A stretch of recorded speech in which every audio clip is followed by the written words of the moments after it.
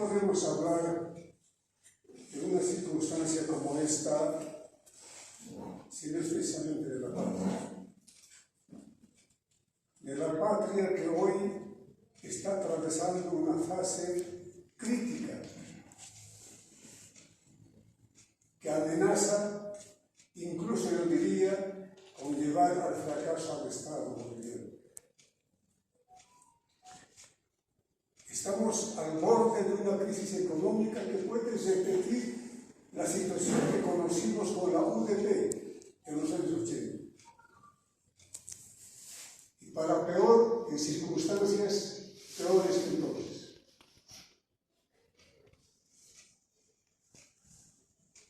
La patria que nos ha dado vida y nos cobija necesita de sus hijos para salir de este valle histórico y en definitiva construirse como una nación más en el concierto internacional, capaz de sostener a su población con dignidad, capaz de proyectar a su pueblo hacia el progreso y el desarrollo. El desarrollo que no hemos podido conseguir en casi 200 años de vida republicana. En muchos intentos frustrados, planes, ideologías, partidos que han venido sucediéndose en la historia del país, con resultados que a pesar de los discursos terminaron en frustración. Una de las preguntas que deberíamos todos los que nos interesamos en la suerte de nuestro país es ¿por qué Bolivia no logra salir adelante? ¿Por qué Bolivia sigue siendo un país pobre y atrasado, lleno de conflictos políticos, lleno de conflictos sociales? ¿Por qué Bolivia no sigue la suerte, por ejemplo, de los 4 tigres del Asia? Singapur, Taiwán, Corea del Sur, que de ser países más pobres que Bolivia en los años 60, hoy son potencias mundiales de primer nivel. ¿Por qué los bolivianos tenemos que estar sujetos a sueldos de miseria, mientras en estos países los sueldos rondan los $3.000? En países donde prácticamente no existen recursos naturales, con Singapur como ejemplo, que tiene un territorio de no más grande que la ciudad de Lagos, repartido en un montón de islas. A tal punto carece Singapur de recursos naturales que ni siquiera agua potable aquí la tienen que importar de afuera.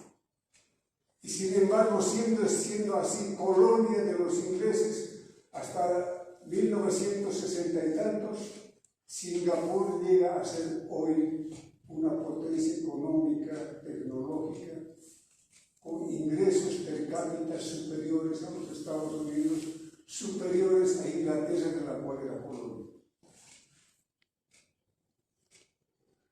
¿Por qué ellos sí y nosotros no?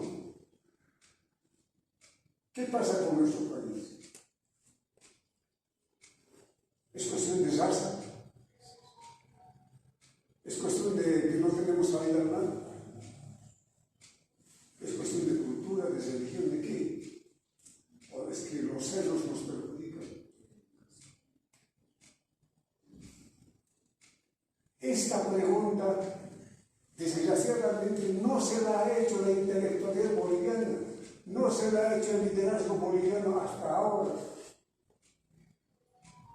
Porque de haberse hecho esa pregunta, seguramente hubiesen encontrado respuestas de una manera de salir de esos problemas de manera factible. No lo han hecho.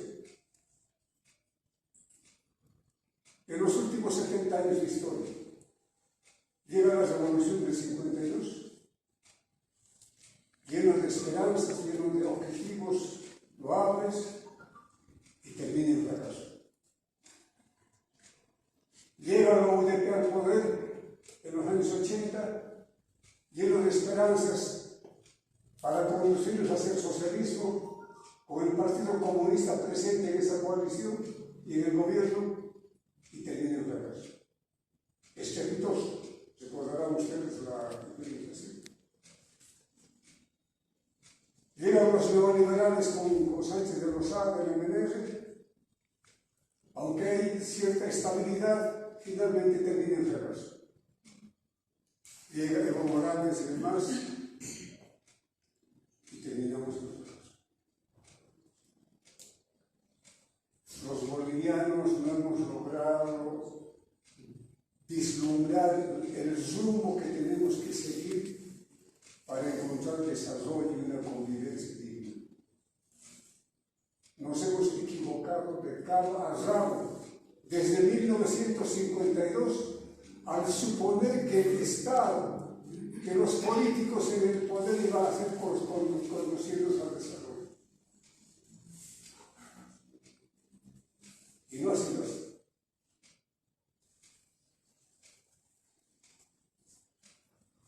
Del 52 para adelante, muchos países en varios continentes del planeta han salido de la pobreza para alcanzar el desarrollo y la riqueza. Nosotros seguimos en lo mismo. Y el error fundamental, el error básico, no está, el problema fundamental no está en la raza, ni la cultura, ni los seres, ni la falta de salida al mar. El problema fundamental está en que hemos buscado alcanzar el desarrollo poniendo al Estado como artífice de ese desarrollo. Lo hemos hecho en el afán de copiar lo que de moda en el 52 estaba, que era el socialismo y el fascismo.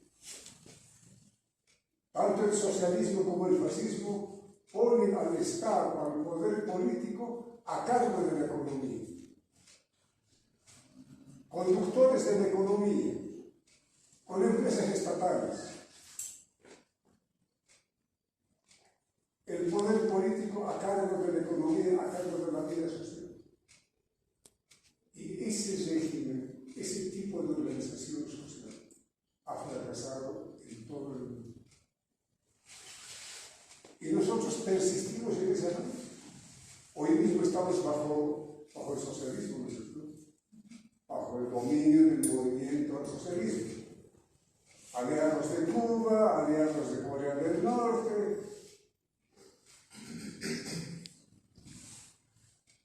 Ese es el problema fundamental. No hemos encontrado el rumbo apropiado para encontrar el camino del desarrollo. Nos hemos hecho embaucar con las ideologías de moda, con las ideologías colectivistas de moda, con la ideología marxista, especialmente la gente de mi generación, todos los sentimos marxistas, socialistas, no sé si nos engañan. Pero vista las realidades, hoy nos damos cuenta que esa ruta es ruta de fracaso. Entonces, tomando conciencia de esto, lo que tenemos que hacer es cambiar el sistema. Las economías que en el mundo, los países que en el mundo han confiado en la economía de mercado, han prosperado. Sin excepción.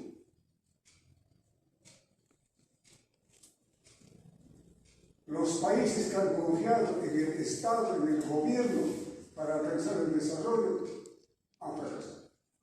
Sin excepción. Entonces, lo que nos cabe ahora es reconocer esa experiencia de la humanidad en nuestra propia experiencia. Y encaminar el país en otro rumbo. Un rumbo que constituya verdaderamente oposición al régimen actual. Porque las propuestas políticas de los que se llaman oposición actualmente, sea Comunidad Ciudadana o de otros partidos, en el fondo siguen alimentándose de los recursos socialistas. universitarios de Marx. Siguen creyendo que el Estado ha de llevarlos al desarrollo, que un buen gobierno, un gobernante patriota, inteligente, capaz, eso no existe. Porque el problema del país no es problema de liderazgo, no es problema de personas, es problema del sistema de organización. Y si nosotros queremos llevar a nuestro país adelante, lo que tenemos que hacer es cambiar eso. Cambiar el sistema social. ¿En qué sentido? Eso es lo que plantea el programa social libertario. Se dice que las empresas del Estado son de todos, todo el pueblo. En la realidad cruda, aunque la ley lo diga, en la realidad, en la práctica, las empresas del Estado son los que están en el poder, son de los políticos que están en la función de gobierno. Ellos las manejan y ellos les sacan provecho.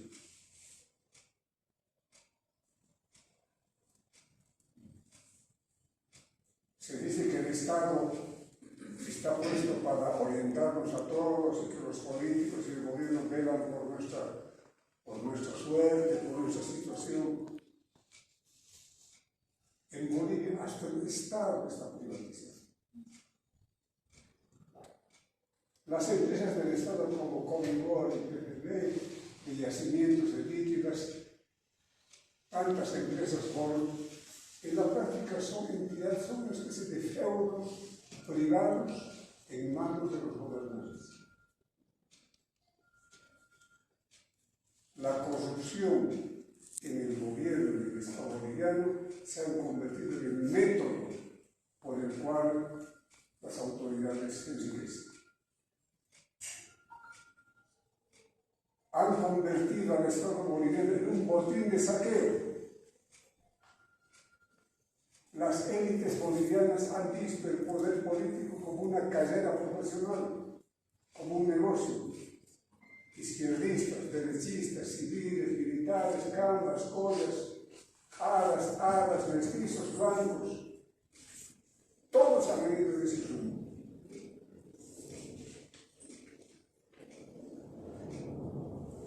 ¿Quién que llega el poder en Bolivia sale pobre? ¿Quién que llega a ser alcalde en Bolivia sale pobre? Aunque sea concejal.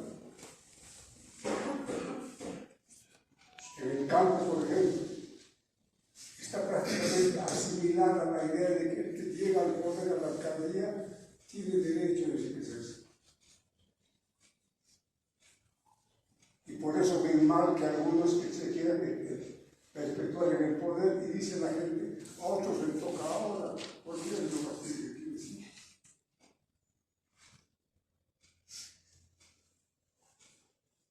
Bolivia se ha convertido, el Estado boliviano se ha convertido en botín de saqueo.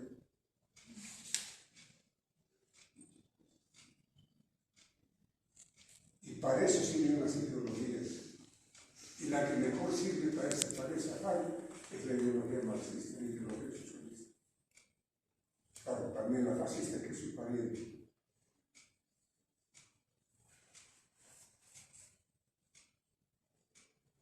Esas estructuras traducidas en cultura, en contraposición a la legislación del país, eso es lo que tenemos que dejar atrás. Esa es la liberación, eso es la revolución que el país realmente necesita.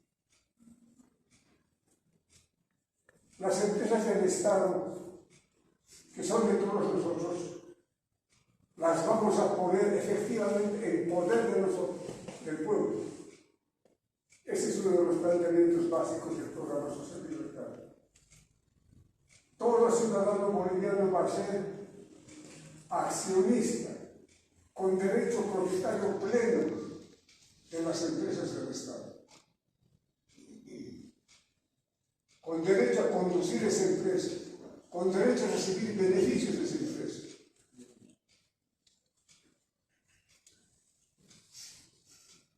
Eso en el fondo es privatizar esas empresas. Pero no las vamos a privatizar al estilo tradicional de entregar las empresas a los capitalistas. No, vamos a entregar a las empresas del Estado a los ciudadanos bolivianos, para que ellos, para que todos seamos capitalistas. ¿Por qué los bolivianos tenemos que ser gente de segunda clase? Solo obreros, solo empleados, solo trabajadores. ¿Por qué no podemos ser capitalistas, empresarios? ¿Tenemos con qué? Ahí está el litio. El litio va a generar en los próximos años una riqueza 10 veces mayor a la que ha generado el Estado. ¿Quién lo va a aprovechar? ¿Quién lo va a aprovechar? Según la costumbre y la tradición en Bolivia, la van a aprovechar los políticos de élite, la vieja oligarquía, junto con sus aliados de la empresa privada extranjera.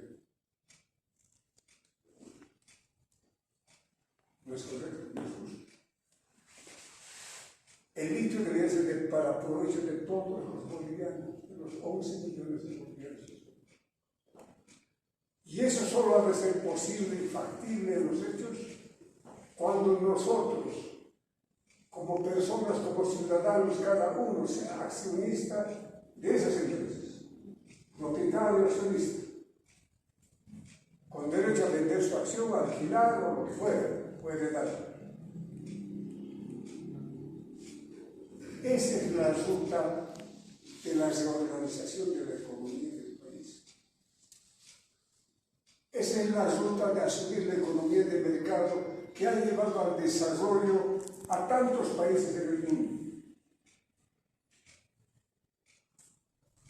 Y es la ruta factible porque el planteamiento es capaz de ganar el apoyo de la población. Aquí no le va a gustar dejar atrás la pobreza y ser accionista de una poderosa empresa de litio.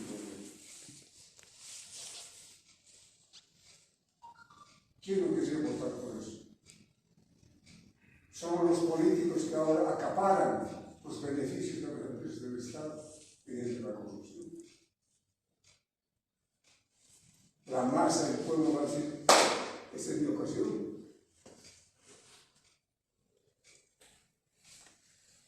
El otro planteamiento central del programa social libertario nos dice que para remediar los problemas tremendos que tenemos en la educación, en la salud, en la justicia y la policía, los dineros presupuestados por el Estado boliviano para estos rubros deben salir de manos de la burocracia inepta y corrupta para ser entregados a las familias bolivianas. Y que las familias bolivianas administren esos recursos para conseguir, para adquirir servicios de educación, de salud, de justicia y policía. No son medidas nuevas estas, son medidas que ya se han puesto en práctica en varios países del mundo con éxito.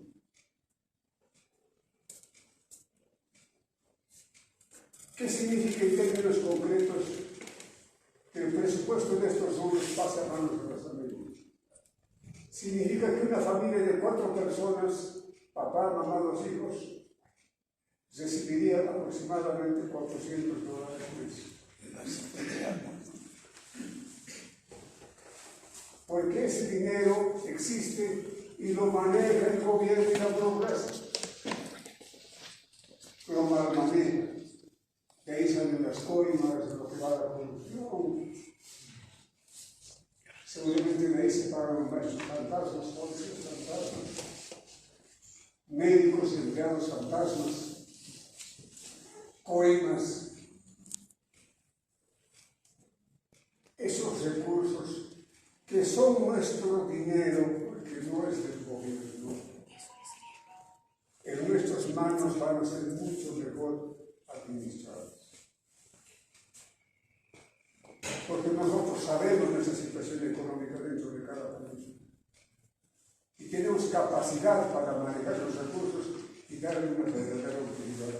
No solo para educación, para salud, justicia, policía civil, inclusive su excedente, a veces se sirve como capital. Esos recursos pasarían a las familias en lo que hemos denominado la renta social básica, que se pagaría cada mes, 12 meses al año, a las personas que estén entre los 5 años y los humanos de los 35 años. Hombres, mujeres, casados, solteros, hijos, padres, lo que fuera, para que nos destinen a educación, a salud, a pagar servicios de policía, servicios de justicia. Y que estos servicios estén producidos y ofertados por la empresa privada dentro del mercado. ¿Cómo lograr esto? Entregando los activos actuales de educación, por ejemplo, a los maestros. Para que ellos, como propietarios de esos activos, se organicen empresarialmente y ofrezcan sus servicios en competencia de mercado.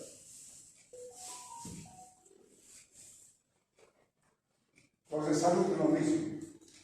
Personal de salud se hace dueño de los activos de salud, se organiza empresarialmente y ofrece sus servicios en competencia de mercado.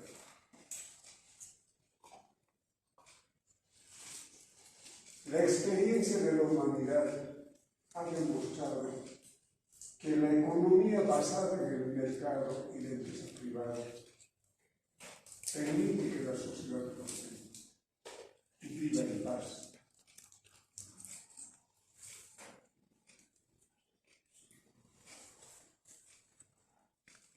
Eso es lo que tenemos que hacer. Y este es un planteamiento que, igual que el anterior, puede ganar la simpatía popular porque significa dinero en los bolsillos de las familias. ¿De dónde nos trae eso? Ahí está en el presupuesto general del Estado. Mal versado, mal gastado, mal utilizado por la burocracia.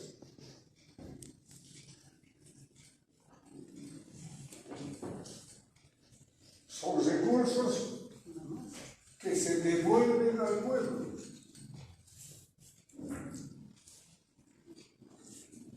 Son recursos que han de ser mejor administrados por cada familia en función de sus necesidades.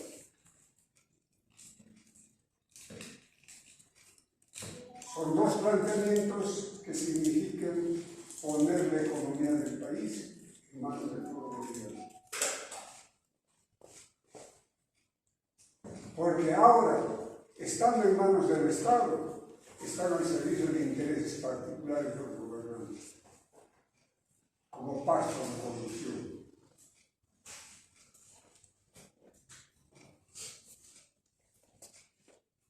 Otra de las medidas de orden económico que está en el programa social libertario es que las tierras fiscales que todavía existen en el país de significativa cantidad se entreguen a los jóvenes del país, varones y mujeres, sin discriminación de ninguna índole, para que nuestros hijos encaren los desafíos de la vida con un patrimonio de partida. Nuestros jóvenes llegan a los 20, 21 años de edad, miran el horizonte y no saben qué hacer. Aún profesionales no hay trabajo, no hay cómo sobrevivir. La idea está en poner en sus manos, en calidad de propiedad, las tierras que actualmente están traficadas por la corrupción de la burocracia pública, enriqueciendo al ministro, al subsecretario, al presidente, que enriquezca a nuestra juventud. No son ellos los dueños de Bolivia, Nosotros somos los dueños, el pueblo.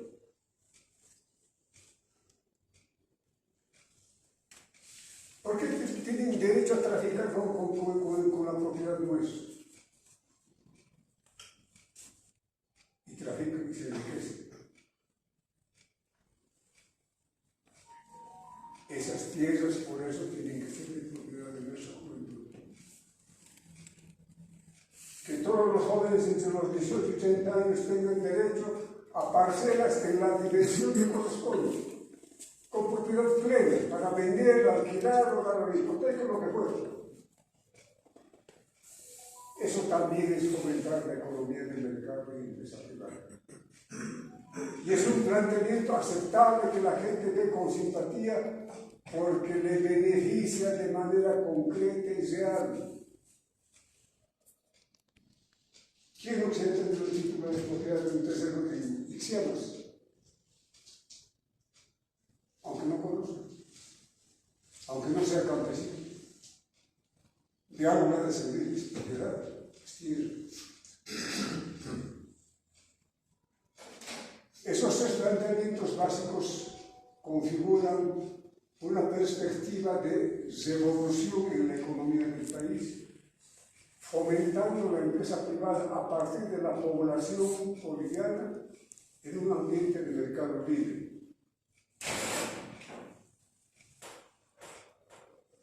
Sobre el sistema de gobierno y el sistema político, les comentaré tres puntos que planteamos para no alargar mucho el acto. Miren, el planteamiento central es que en el ámbito político es que el pueblo boliviano controle efectivamente, realmente, a su gobierno. Desde los años 90 tenemos mecanismos de control social, ¿cierto? Ministerio de Control Social y una serie de cosas han inventado, hasta una salina anticorrupción, ¿se acuerdan?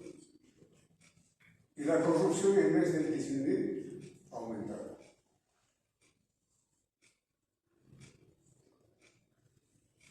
Los encargados de controlar al gobierno, las autoridades, de espaldas a sus bases, se convierten en cómplices de la corrupción. ¿O no? El control social también se beneficia de la corrupción. En las alcaldías, gobernaciones, ministerios. No solo en las grandes ciudades, también en el campo, en las pequeñas alcaldías. Y hace el control social. Tengo que sacar provecho. Sacan provecho. Pues el control social delegado a un representante del pueblo no funciona. Porque en Bolivia tradicionalmente los que fungen como dirigentes, representantes, se sienten con derecho a sacar provecho de su condición antes que responder a las bases. Empezamos desde el señor Lechín, ¿recuerdan cómo decía? Un verdadero gamonal que por 30 años estuvo encaramado a la cabeza del centro de la revolución. En vida de gamonal, el representante del poder del gobierno.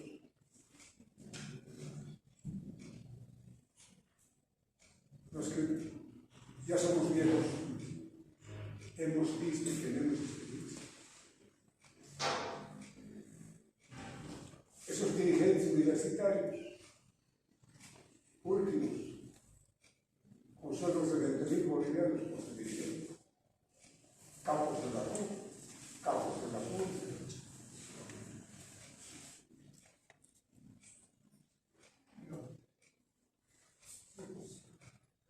Bien, entonces, hay que cambiar el método del sistema de control social. ¿Qué planteamos? Control social ciudadano, control social directo.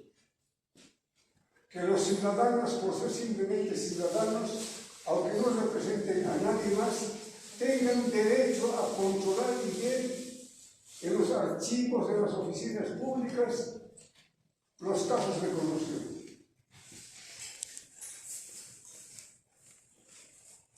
Solo de ese modo se debe frenar la corrupción de la administración pública.